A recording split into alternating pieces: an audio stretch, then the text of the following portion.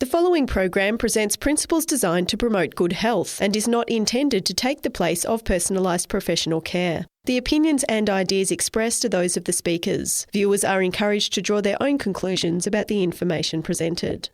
Welcome to Healthy Living. I'm your host, Margot Marshall. Today we explore research on the connection between sex addiction and mental health. We recommend parental guidance for this program.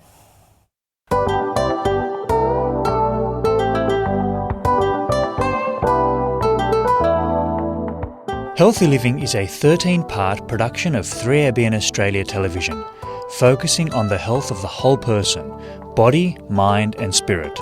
You'll learn natural lifestyle principles with practical health solutions for overall good health.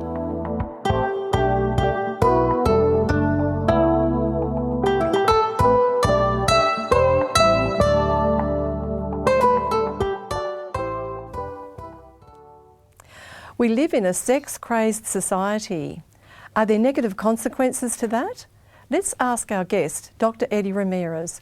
Welcome, Eddie. Thank you. We're looking forward to what you have to tell us about this connection with mental health. Yes, this is an extremely important subject because there are many people struggling with this subject. And in the old days, number one, it was less available, and number two, if you wanted access to this type of material like pornography, you had to show up your face. You had to go to the store and people could see you, etc., etc. But today, many people with the advent of the internet have easy access to this type of material. And many people actually struggle and they would like a solution from this. And stay tuned, we will give you some good strategies for you to conquer this. And the reason why is that we have quite a bit of experience with this because we have a residential mental health program. And I can tell you, many of those patients actually have a history of using this type of materials. And we know that in order for them to get better, they actually need to deal with this issue. So that's a contributing factor to their mental illness? That's right. In fact, I published in the Journal of Sexual Health two important papers, one of them showing how sexual relationships outside of marriage are related to worsen depression, and that included masturbation in that sample. It was a big sample, 5,600 participants. Mm-hmm. And the second study that is also published in the Journal of Sexual Medicine is how this behavior also decreases what is called emotional intelligence. Emotional intelligence is related to your ability to interact with other people. So it's a very important factor in success. If you want to find this research, search ResearchGate, Ramirez, and depression, and you'll find that on your Google. All right, then Ramirez, and you're spelling that Ramirez? Correct. Okay. And there are some interesting studies that have been done with animals. For example, you get a female rat that is receptive, and you put in that same cage a male. Immediately, the male will start to do his romantic type of approaches. There will be copulation. This will be repeated until it slows down and he doesn't want any more. You introduce another female to the cage and the pattern starts again. Starts getting romantic, copulation takes place with the new rat, but also he gets tired of her. You introduce another one and the same pattern continues. This happens until this male rat is completely exhausted. This effect has been given a name, and we call this the Coolidge effect, in which with novelty, this pattern starts to restart. And this is exactly the same situation that happens with humans and pornography.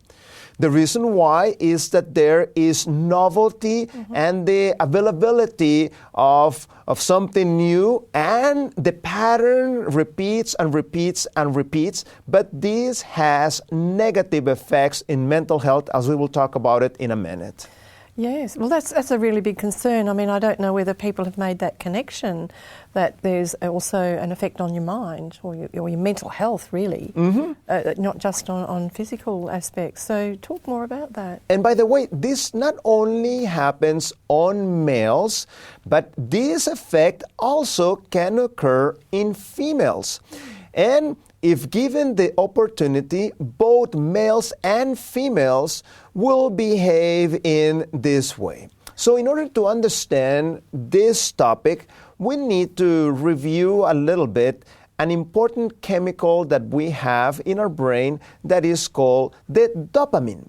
And the reason why you pursue sex is because you are pursuing this dopamine. And you know, this reward circuit is a very important part of our brain. There's a reason why is there. And we can see in screen a little bit about this dopamine reward system. We see that at top of that we have food, sex, love, friendship, novelty. And these natural reinforcers are contrasted with natural addictive substances. And you know, the reason why we have this circuit, the Creator put it there for a reason. Because when we are active, we are focusing in work, in something else, school, so forth, we are very focused on that. The reason why God put that in us is because those things reminds us that there are other important things in life, like eating. If not, you would be working so focused in your work, you would forget about eating. You would forget about resting. And there are things that gives us this pleasure when we do it, so that we can break our focus and concentrate in other things that actually help us with our survival. So when you are aware that you're hungry via the dopamine system, then you start thinking, well, what am I going to eat? Where am I going to eat? When am I going to eat? With whom am I going to eat? And so forth. Then your mind starts planning due to the reminder that this dopamine circuit gives you. And you know, this is very fascinating. The more you want something, the more the amount of dopamine that will be secreted. So if there's no dopamine, you usually will ignore that. For example, chocolate cake, ice cream, those you have a big amount of dopamine, while celery, not that much. And you know, sexual stimulation and orgasm are one of the biggest natural secretors of that dopamine in the brain. That's why the people seek that. And that's why this dopamine has been called the molecule of addiction. Okay. So when this mechanism is used with moderation and so forth, it's a big blessing, you know. You actually tend to have more of a balance in your life and so forth. But when this reward system is being overloaded with excess or with material like pornography, things start going out of that balance, and this is when you actually start having a very negative effect in your whole being, because not only your mental health suffers, but also things like productivity and creativity get affected by this. And you know, this super normal stimulants, for example, the novelty of the pornography and so forth, override your brain satiation mechanisms that would say, you know, this is enough. but you're bringing that overstimulation, and this actually rewires the brain. In other words, the brain change. So instead of saying, I'm done, the person wants more of this dopamine stimulation, and this has negative effects.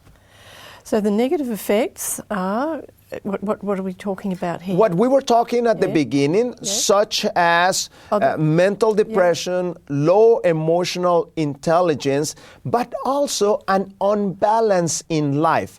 So these things start to run your life. And you're supposed to go to work, enjoy your work, and play with friends, and talk to family, and so forth. You're so concentrated in seeking the stimulation of the dopamine in your brain that there is an unbalance, and you start neglecting things that are normal part of life in order to seek the super stimulation by the novelty of the material and so forth. So things like unhealthy food, unhealthy sexuality are more addictive, according to neuroscientists, than alcohol. And the anticipation of the reward and the novelty amplifies the signal of the dopamine, and this ends up changing a part of your brain that is called the limbic system. Okay, that's where you have your feelings, your emotions. That's right, and things go out of control. Your frontal lobe should be what humans should use to guide their decisions.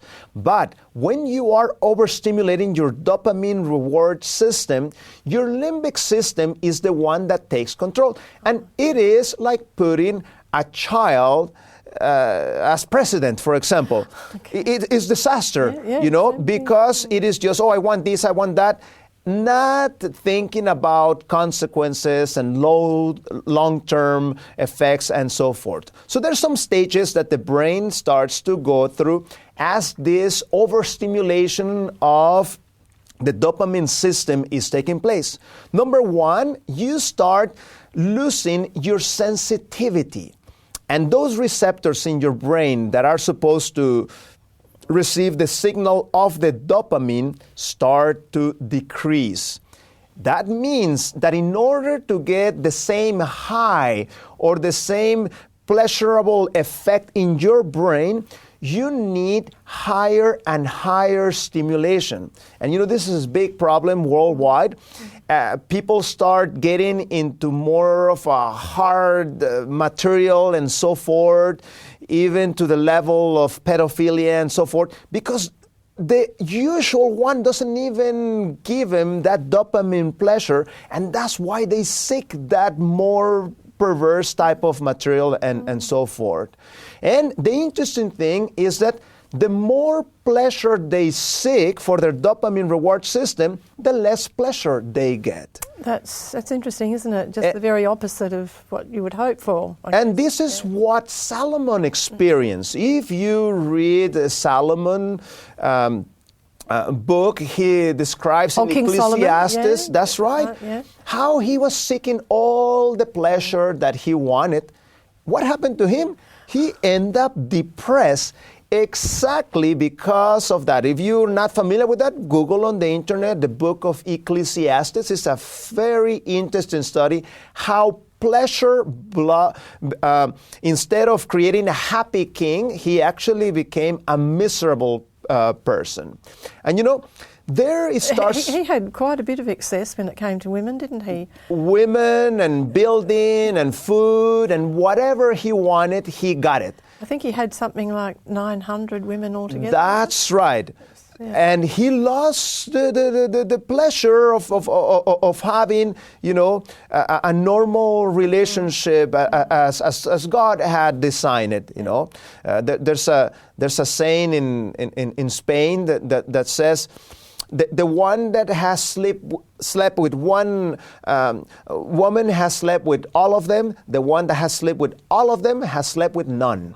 And there is very much truth in that saying. How you lose, that blessing and pleasure that God wanted human beings to experience, as you take this to excess, has negative consequence. So they starts having something that is called a super memory of pleasure. And the person starts seeking this pleasure, cutting corners, lying, and having behaviors that are negative in order to accomplish that. And they need higher amounts. And this is the stage in which depression starts coming in, anxiety starts coming up, and things don't start not getting well. Then you go to the third stage, which is called hypofrontality.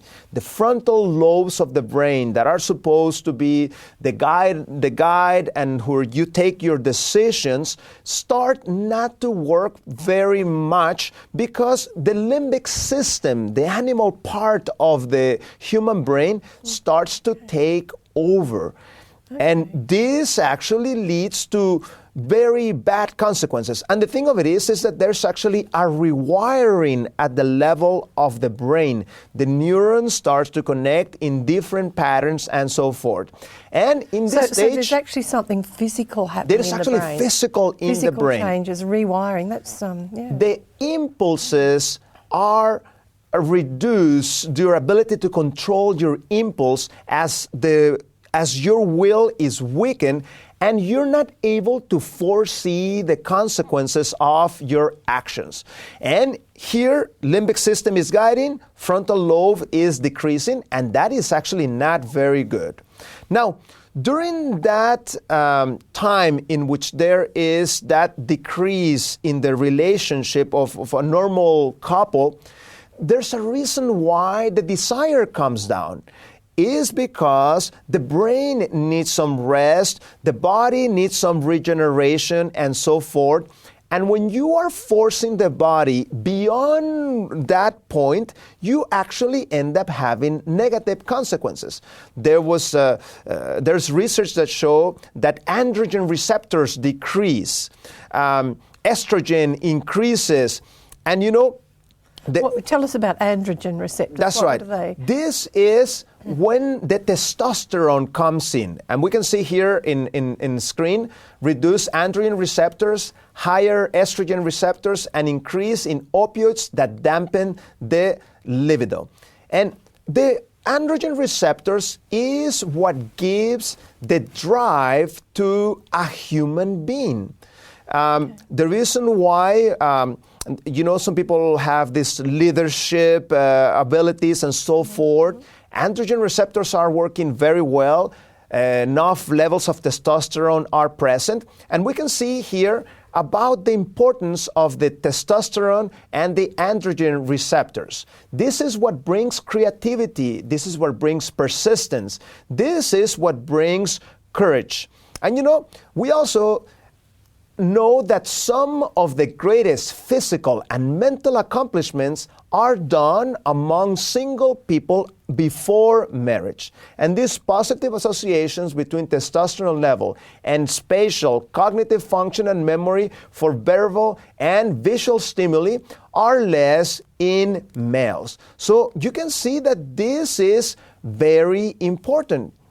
So what couples tend to do when they start having this type of situations is that sometimes they try to awaken this by artificial stimulation, such as they go ahead and try to use, if they're a couple, they try to have access to pornography and so forth, supposedly to spice up a little bit the relationship and so forth.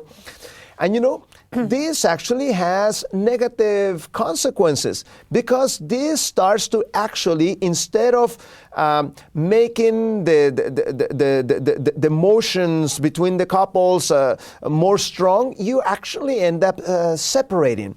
And then strange forms are introduced, such as bonding and pain-inflicted type of situations and all kinds of aberrations in order to somehow overstimulate that dopamine system. There's a reason why saying, calm down, because regeneration takes place.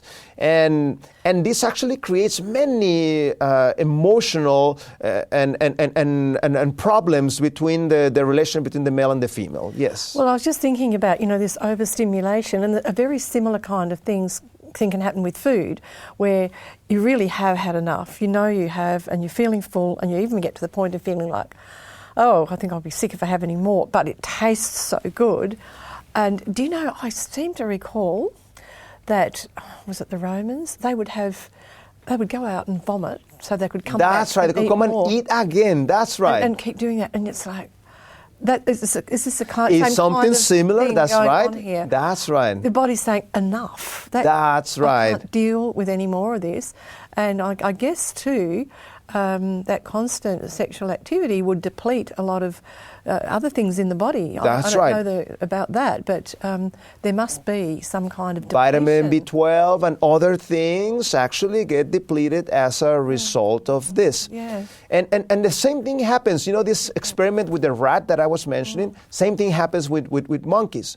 They get this female monkey, they actually give her hormones so that she is very receptive. You put a male monkey, suddenly he's going to get tired of that female monkey, and then you introduce another female monkey with stimulation with the hormones, and the monkey again wakes up and so forth. And we're understanding now that actually dopamine is the one that is saying, stop it, And if you are going above that, you actually end up rewiring the brain in a negative sense. And there's another important hormone there called PEA. And that PEA is the reason why when there is a new relationship, you start getting in love and so forth, you kind of become blind to the situation. People say, are you blind, or what's happening to you? Is because that PEA makes you take away from the important things, and you're just focusing on that particular situation because you want to advance it and so forth. So now we explain, what's the problem and what is the implications of this. Why don't we talk about some solutions? Are we doomed by this? Absolutely not. And what we do is that when we are overstimulating the system, we can see on screen, this can have some negative consequences. When you are under that overstimulation, there is plastic changes. Your head is literally changing. And you reduce those estrogens, there's higher estrogen, there's increase in opioids. So how can we come back to normality? See, what we need to do what we apply to our participants. That is called the 90-day reboot. That's the name of this method that we like to utilize with our participants. In that 90-day reboot, we ask participants no pornography, no masturbation, and if you are married, no excess in your relationships. We would like to keep that to once a week. During those 90 days, if you are not married, we would like for you not to get involved in any type of sexual stimulation. And you know what happens? The brain starts to rewire. So we're looking at about 3 months here. That's right. It takes discipline. And you know, we have many testimonies about this. Yeah. In fact, there is a good website if somebody is dealing with this situation. The name of the website is yourbraininporn.com. It is a forum with many people. If you are struggling with this, you can access that. This is completely free. Just say that again. Yourbraininporn.com. And people that are seeking help. For example, let me read you one of the testimonies from the website. It says, masturbated 5 times today, and all the old depressive feelings came back. I could clearly see that the depression was not because I felt bad about relapsing, but because I didn't. It was all about my brain. It got depressed, paranoid, and very anxious 30 minutes after my binge. I finally understood it now. Not just in the abstract, but as a matter of experience, I recognize the feelings that often made me depressed and socially awkward. My solution was all the time the problem. I never suspected masturbation had this big impact on my whole life. And you know, there are so many positive effects when somebody has that 90-day reboot. People report feeling much better, feeling alive, feeling like a man again, interacting much better with people, thinking more clearly. Physically, they feel stronger. Mentally, their memory works better. And I could tell you story after story about what a blessing this is. And I want to leave with the viewers with one last resource that I have seen in the clinical experience that it works very well. That is a little book by the name of Steps to Christ. Or I know they also have another name of it. Oh, it's also been put out under the title, what was that one? Peace. Path to Peace. Path to Peace. Path to Peace. But it's exactly the same book. That is a public domain book. You can access that book in your tablet, in your computer, or you can Google and order one of those copies. It's just a tiny little book that will help you get victory over this type of behavior. The author of that book was a prolific writer, more than 100 years ago. And she is the most translated female author in the history of literature. She was named by the Smithsonian Institute as one of the 100 most influential Americans of all time, up there with Abraham Lincoln and Helen Keller and so on. So she's a very respected author and writes beautifully. And even though that book has been written a long time ago, look, it's been translated into well over 100 languages. And we know that very well among addictions, you know. Yes. If you analyze, for example, the steps that the Alcoholic Anonymous do, even though that is not per se a religious program, the last steps there talk about recognizing that there is a God and asking that God for victory. Believe me, He has the power to help you.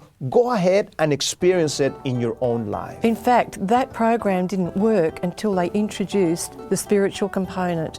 And this book is her masterpiece on spirituality. There is nothing better than Steps to Christ. So yes, I would really think that was a great way to go. So in closing, I would encourage you to tap into your spiritual resources to help you to take charge of your whole life. And if you'd like to watch our programs on demand, just go to our website, that's 3abnaustralia.org.au. Just click on the watch button and God bless you.